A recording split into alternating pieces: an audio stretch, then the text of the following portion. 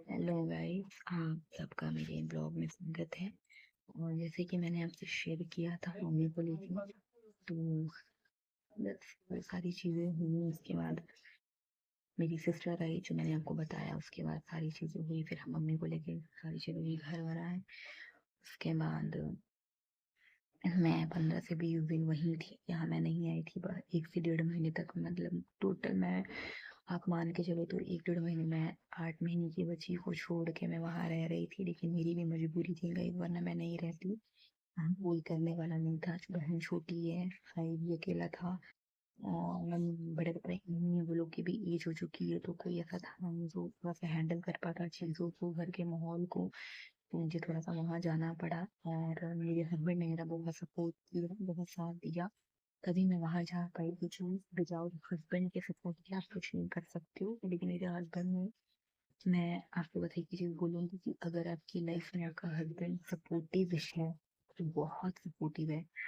और होता ही है ना गाइस, कभी कभी जब हस्बैंड सपोर्टिव होता है ना, तो फैमिली ऑटोमेटिक आपकी सपोर्टिव हो जाती है। फैमिली भी मेरी बहुत सपोर्टिव है, शायद तभी मैं ये सारी चीजें पॉसिबल हो पाई। वरना बाबू को लेके वहां जाना, सारी चीजें करना, वो थोड़ा सा मेरे लिए हेक्टिक हो जाता, क्योंकि वहां पे बहुत दौड़ने का काम था। फिर बाबू को तो वो चीजें नहीं हो पाती, तो मैं बाबू को छोड़ के गई थी। फिर वो कर नहीं रही थी, तो दीदी ने देख लिया। और हस्बैंड ने बहुत साथ दिया। मैं आपको बताऊंगी कि जब बाबू नहीं हुई थी और मम्मी की तबीयत ऐसी ही खराब होती थी, बट इतना ज्यादा नहीं होती थी। जब मुझे लग रहा है 1 डेढ़ साल पहले की मैं आपको बात बता रही हूँ, उस टाइम बाबू नहीं हुई थी। बाबू होने वाली थी या नहीं हुई थी, ऐसा कुछ है। और एक बार तो मुझे लग रहा है कि मैं प्रेग्नेंट थी। 1 डेढ़ महीने जब मैं घर पे गई थी, वहाँ कोई नहीं था। मम्मी की तबीयत बहुत ज्यादा खराब हो गई थी, बहुत उनको पोटी वगैरह हो गई, तो मुझे ऑल ऑफ सडन जाना पड़ा। बट मुझे नहीं पता था कि मेरी प्रेगनेंसी है। लेकिन वहाँ गई तो मुझे पता चला कि मेरी प्रेगनेंसी है। बट देन वहाँ पे मुझे 3 साढ़े 3 4 महीने रहना पड़ा, क्योंकि कोई ऑप्शन नहीं था, कोई वहाँ था नहीं।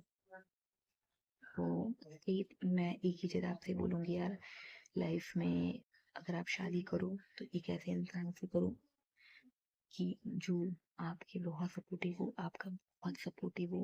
मतलब शादी करना भले थोड़ा लेट से करो, नहीं मैंने तो जल्दी कर लिया, लेकिन जल्दी किया बट बेस्ट किया। और अब ये मत पूछना किस एज में किया, बट जिसको जिसको पूछना है कमेंट में लिखना, मैं बताऊंगी। बट मैं यही बोलूंगी, शादी करना, शादी एक बहुत बड़ा डिसीजन होता है। और एक ऐसे इंसान से करना, थोड़ा लेट से करना, अगर आपको, मतलब अगर आपको ये है कि नहीं, मुझे एक ऐसा इंसान चाहिए जो हर एक टाइम पे मेरे साथ है। क्योंकि जनरली मैंने शादी देखी है, बहुत सारे लोगों की देखी है, न्यूली मैरिड लोगों अभी भी हैं ऐसे। कुछ लोग हैं जिनकी लव मैरिज भी हुई है, अरेंज है। That doesn't matter. मैटर ये करता है कि वो इंसान कैसा है। तो मैंने बहुत लोग को देखा है यार, अपनी फैमिली है, अपनी फैमिली में इंसान सपोर्ट कर रहा है, तुमको यहीं रहना है, तुमको यहीं खाना बनाना है, तुमको यहीं सारी चीजें करनी है, यहाँ के लोगों के लिए तुम तकलीफ कर रहे हैं। लेकिन ऐसा नहीं होता है यार। अगर आपने शादी की है तो शादी के बाद आपकी दो फैमिली हो जाती है, जैसे मेरी होगी। दो फैमिली के बाद आपको यहाँ भी देखना पड़ता है, वहां भी देखना पड़ता है।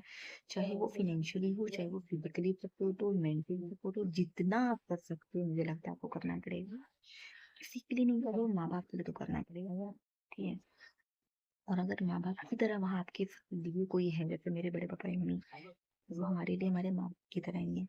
तो आज मेरे माँ बाप वहाँ नहीं है, लेकिन बड़े पापा मम्मी मेरे लिए मेरे माँ बाप ही हैं, तो मुझे उनके लिए करना पड़ेगा। तो बस मैं यही बोलूँगी, शादी एक अच्छे इंसान से करो, दुनिया के बेस्ट इंसान से करो।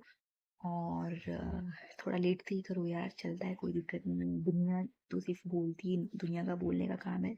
That doesn't matter. हमारा काम है, एक काम सुनो, एक काम से निकाल दो, जब तक आपको कोई अच्छा इंसान ना मिल जाए, आपको ये ना लगे कि नहीं यार, ये बेस्ट, ये इतना बेस्ट है कि जिंदगी में कोई भी प्रॉब्लम्स आएगी ना, मैं आपको बता रही हूँ, जब बाबू नहीं हुई थी, जब हमारी शादी हुई थी, आज हमारी शादी को इतने टाइम हो गया, स्टार्टिंग से मैं बता रही हूँ, मेरी मम्मी की तबीयत तो स्टार्टिंग से ही खराब रही है। मैं आपको बता रही हूँ, मैं बहुत कम अपने ससुराल में रही हूँ। ठीक है। हमेशा घर रहती थी, 15 दिन 10 दिन, बाबा की तबीयत खराब होती थी, उनके लिए जाती थी। मैं हमेशा गई हूँ, ठीक है। और मेरे हस्बैंड ने मुझे पूरा सपोर्ट किया है, ये मेरे लिए सबसे बेस्ट मतलब एक रहा है मेरे लिए। तो बस मैं यही बोलूंगी आप लोगों से, जिंदगी में अब अरे! एक अच्छा इंसान चाहिए, बेहतर इंसान चाहिए तो थोड़ा वेट कर लो, ये पेशेंस रखो, ज़रूर मिलेगा। किस्मत है, बिल्कुल है, सबकी होती है यार, तो ऐसा नहीं है।